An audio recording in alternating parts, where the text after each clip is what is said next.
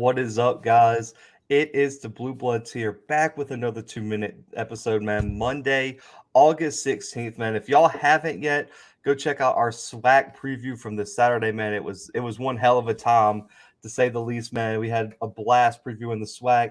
Our ACC preview was last Wednesday, so go check that out as well. And we also have our Sun Belt and AAC preview out. So that's 4 down. We're going to the Big-10 Wednesday. So anyone tuned in here, if you're ready to preview the Big-10, make sure to subscribe now. Turn on your post notifications. 7 p.m. Central Time right here on our YouTube channel. We'll also be streaming over on Twitter at the __ Blue Bloods, and our Facebook, which I think you just look up the Blue Bloods there. And also go check out Off the Ball Network. Their Twitter ad is in our banner below. And we'll also probably be streaming on their Facebook account as well for our preview, man. So we can't wait to do that. We're going to talk all players to watch, games to watch, the biggest storylines from the Big-10 this offseason, and also give our official predictions. So make sure to tune in for that, man. We appreciate any and all support from y'all. But we got to talk about probably the biggest news in a little while, Brandon, since the SEC announced their expansion plans. And that's the other Power 5 conferences, excluding the Big-12, which is going to be ravaged by Oklahoma and Texas leaving. But the Pac-12, Big-10, and ACC have started talks to form an alliance, Brandon. So I want to clear some things up because there's a lot of misinformation out there on Twitter. A lot of people who think they know what they're talking about that have no idea. This is not a merger. This is not going to be a super conference where all 3 of these conferences just come together and they're one conference. What this more is a scheduling alliance and a voting alliance for big issues in college football.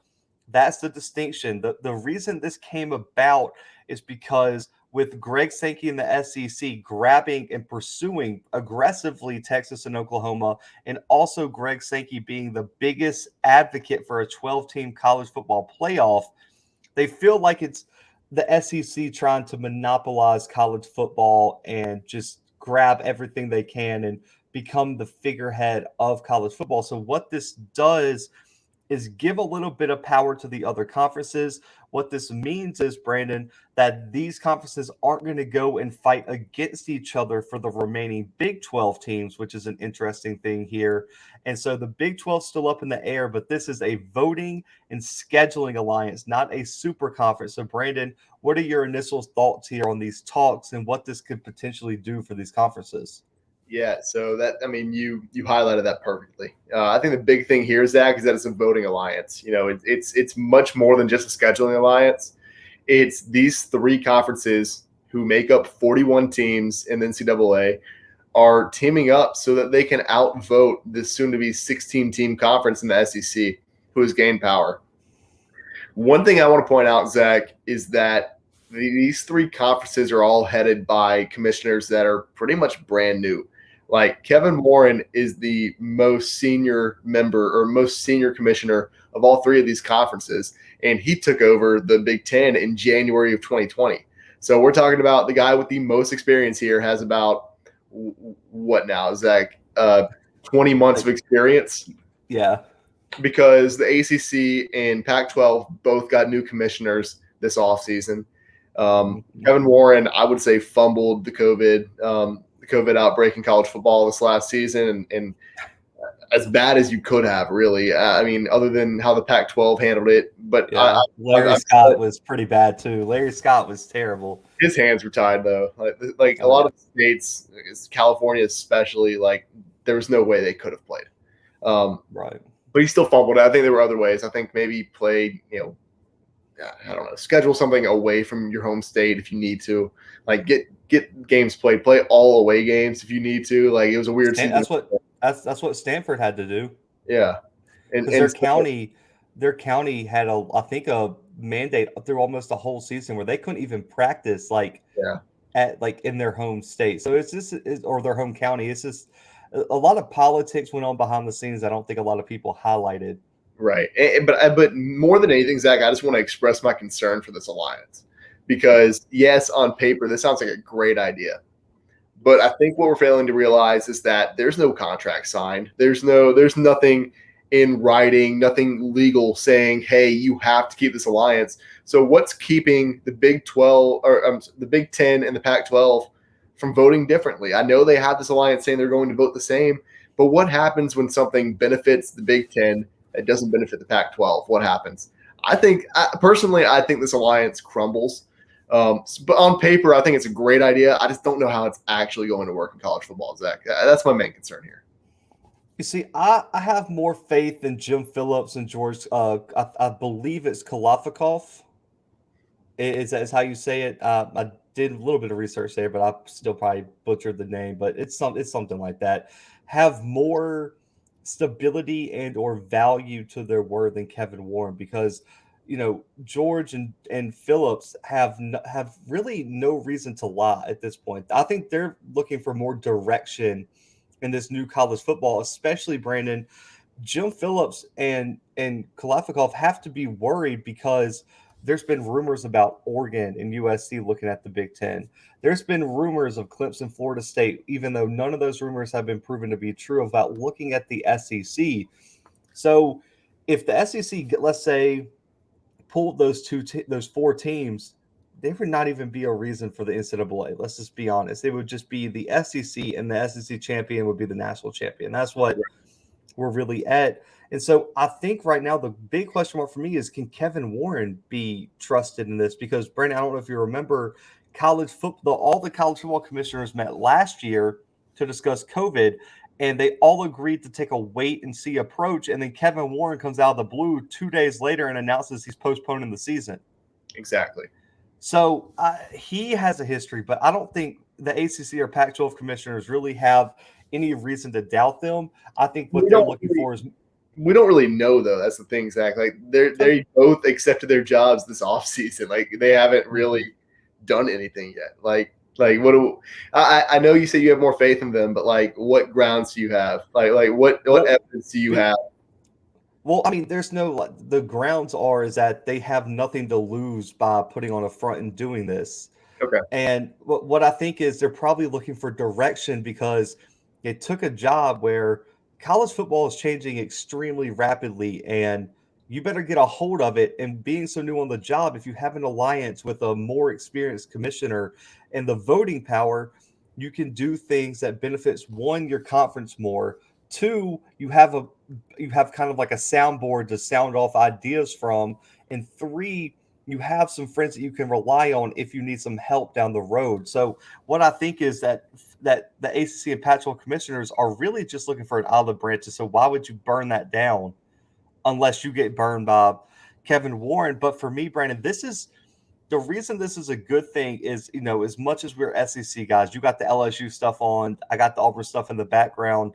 The SEC is taking an approach to trying to monopolize college football, which brings us back to an episode like 2 weeks ago, where the good thing about this alliance is they have the power now to try to figure out a way to get a commissioner in power. And with a commissioner in power, that kind of blocks this monopolizing move by the SEC, where they've made a few where, Oklahoma and Texas are a big one, because now you're talking about probably $1 billion conference. And I want to see how that TV deal works out with ESPN that they just signed last year, because now that value on that contract has to skyrocket with Oklahoma and Texas, who are already right now in their conference on a contract with the Fox networks. So I'm very interested to see how that works. And also, there's no reason that the SEC should be able to pull in Clemson, Florida State, Oregon, USC, and all these programs. Like, I think for the betterment of college football, what the ACC, Big 10, and Pac-12 are doing is going to try to save college football as we know it right now. Okay, that's fair enough. One other thing I wanted to mention on this, Zach, is that according to this article, and this is all stemming from an article that The Athletic released, these three conferences aren't looking to add any more teams, is what we're hearing right now, which kind of like blows a hole through what everybody in college football has been saying up to this point, because we've been talking about, the Big 12 is going to disband, and we're going to see, this, like these teams we picked up by the Big 10, these teams you picked up by the ACC, the rest of them go to the Pac-12. allegedly that is not the case. And like, we're not looking at that whatsoever. And that was a big part of this alliance as well. Like, they're like, we like where we're at. We don't want to expand. We want to stay how we are, but we want to have enough power to outvote the SEC on any matters that, will benefit us. They're adding more teams, like Zach said, to be able to monopolize college football, because with more teams, you get more votes. Greg Sankey can pretty much, he's shown us in the past few weeks, he can pretty much tell every team in his conference, you vote this way or you're out. Or basically, like, you have to vote this way. There's no other option. Then that's why we saw 100% vote, a unanimous vote to include Texas and Oklahoma in the SEC in 2025. So this is just, I think more than anything, a giant statement from these other three conferences saying we are not going to be pushed around. We will stand up, even if that means that we have to compromise with each other. We'd rather do that than be ruled by just one conference in college football. Absolutely. And they even had a quote in the article from a Power 5 athletic director in the conference, in one of these three conferences. They kept them anonymous and said, quote, there is some alignment in us in these three conferences against them, talking about the SEC a little bit. So this is all stemming from the SEC. So any SEC fans who are like, you're reaching, this isn't the case, they have said it. Yeah. Like, this is to counteract what the SEC is doing, because guys, I want you to take a step back. All SEC fans listening, any other conferences, take a step back and look at it from their perspective. Brandon, I don't think I've heard any other show mention this. So this is serious here.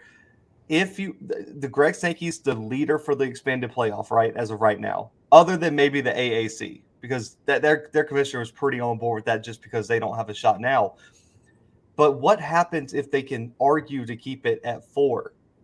That means that only one team, maybe two at most, of Texas, Oklahoma, Alabama, Georgia, Florida, LSU, Auburn can make the playoffs.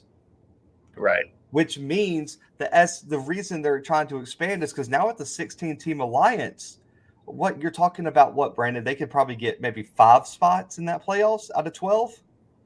If it's 12, Zach, realistically, let's just take last year for an example. What teams get in, Zach? I think that Florida, Georgia, and Alabama. Yeah, that's at least 3. Then Oklahoma is probably in. Oh yeah, if you're counting the expansion, yeah, Oklahoma would be in. So yeah, that's definitely the case. We're looking at more money in the SEC. We're looking at better funding. The best funded conference in the country is looking to get richer. Yeah, and it is. And so the reason that this is bad, and I guess we can go into this topic somewhat, is me and Brendan are all for a conference expansion to a point, but I had a comment. We had a comment on one of our videos. It's like, I see a 64-team super conference in the future, dude. That would be so bad for college football that I can't even put it into words. That is how bad that would be. That is actually half of FBS football. Yeah, that's half of the teams. And so, kiss your rivalries goodbye.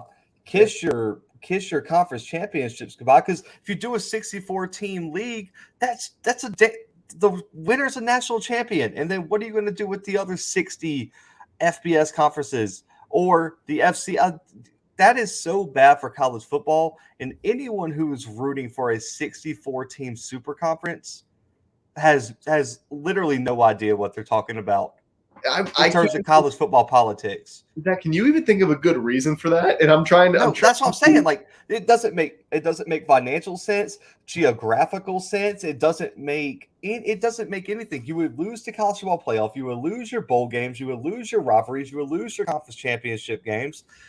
That's so dumb. Like, it doesn't make any sense. And super conferences alone sound like just a horrible idea in the first place. And let's be honest, a 16-team super conference with the SEC right now is already pushing the limit of what competitively is realistic in college football. I agree. I definitely agree.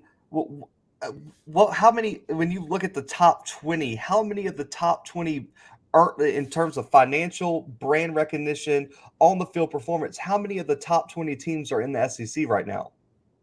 A ton. A ton. Like most of them, because I think with brand recognition and money, you got to put Texas. On the field performance, Alabama, Oklahoma, Georgia, LSU. I think Auburn would be in the top 15. I honestly think you might Florida in the top 15. You might even have to put Texas A&M in the top 15 in terms of financial. And then on top of that, Tennessee and brand recognition and history could be in there. Like, it doesn't make any sense, and I'm so glad that they're standing up because Brandon, when we talked on our commissioner episode, which I'll link below, y'all need to go check out that one. We have a good discussion on whether commissioner would be good for college football. I think this is the first step. And if we're going to, because I'm always for the advancement of college football, but it has to make sense. And so what I'm hoping is that this alliance can make sure we can advance college football into the future and forward and progress it without taking unnecessary, risky steps that could just crumble the whole foundation that this is built on in the first place. Right, right. So, guys, comment below and let us know. I know this is another, we're probably one of the only channels covering this because everyone's gearing up for the season. But this was a big storyline. We're pumped for this. And this is something you're going to want to pay attention to because it's coming to your front doorstep very soon as things start working out. So, guys, comment below your opinions. I also linked our commissioner episode below, so make sure to check that out as well. It is in the bio of this.